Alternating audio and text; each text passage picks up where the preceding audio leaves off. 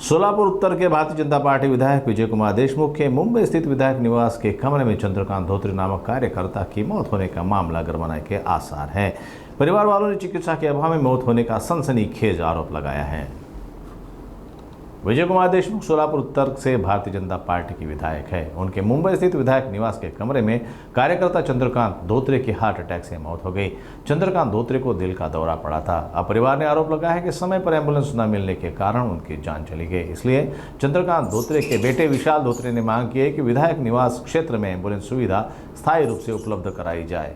माझे मोठे बंधू श्री चंद्रकांत धोत्रे हे सामाजिक क्षेत्रात पूर्व विभागाच्या एरियामध्ये भाजप स्थापन झाल्यापासून त्यांना समाजसेवेचं व्रतच घेतले होते। जणू गोरगरीब जनतेसाठी वैद्यकीय अर्थसहाय्य मिळवून देणे, शिष्यवृत्ती मिळवून देणे, समाजाच्या लोकांसाठी धडपड करणे, समाजाच्या बैठकीत सहभाग होणे, सार्वजनिक कामात सहभाग होणे, अशा अत्यंत सगळ्या तन मन धनाने काम पूर्ण करत होते। त्यांनी काल जे मुंबईला गेले होते त्यांनी नागरिकांच्या प्रश्नासाठी, नागरिकांचे काम होते, आमच्या समाजाची बैठक होती, त्या कामासाठी ते मुंबईत गेले होते। मुंबईत आकाशवाणी येथे त्यांचं राहण्याची सोय झाली होती, पण आकाशवाणी येथे गोरगरीब जनते मंत्रालयात काही कामानिमित्त येत असतात। आमचा भाऊ त्यातच होता। मग त्याच्या वेळेवर ॲम्ब्युलन्स न मिळाल्यामुळे आमच्या भावाचं दुःखद निधन झालेलं आहे। तरी माझी सरकारतर्फे नम्र विनंती आहे की येणाऱ्या सर्व नागरिकांसाठी जसं तुम्ही आमदार लोकांना सोय करता, तसं येणाऱ्या सर्व नागरिकांसाठी गोरगरीब जनतेसाठी ॲम्ब्युलन्सची व्यवस्था करून प्राथमिक उपचार केंद्र जवळच स्थापन करून गोरगरीब जनतेचा आशीर्वाद घ्यावे हीच सरकारनं मी नम्र विनंती करतो। कारण की वडिलांना थोडं त्रास व्हायला म्हणलं ना, ॲम्ब्युलन्सला फोन करत होते। ॲम्ब्युलन्सला 108ला फोन लावत होते। ते काही तासभर ॲम्ब्युलन्सला लावले, पण तरी ॲम्ब्युलन्स वेळेवर आला नाही। मग शेवटी तिथले डिपार्टमेंटची गाडी आणून वडिलाला दवाखान्यात नेण्यात आलं, असा मला तिथनं फोन आला।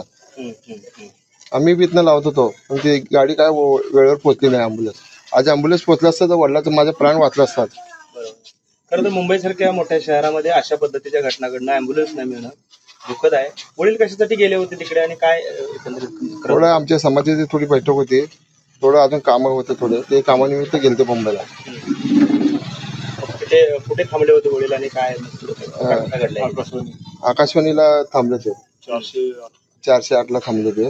मग थोडं दुखत होतं म्हणून चेक करून आमचे भाऊ फोन करत होते 108ला, वारंवार करत होतं पण आले नाही। शेवटी डिपार्टमेंटची गाडी येऊन आमच्या वडिलाला दवाखान्यात नेण्यात आलं, तरी नेत असतानाच आमच्या वडिलाच्या वाटेतच मृत्यू घोषित करण्यात आला। म्हणजे रस्त्यात हे घटना घडली? हा, रूम मध्ये असताना ते म्हणजे त्रास होत होता? त्रास होत होता, ॲम्ब्युलन्स न आल्यामुळे घटना घडली।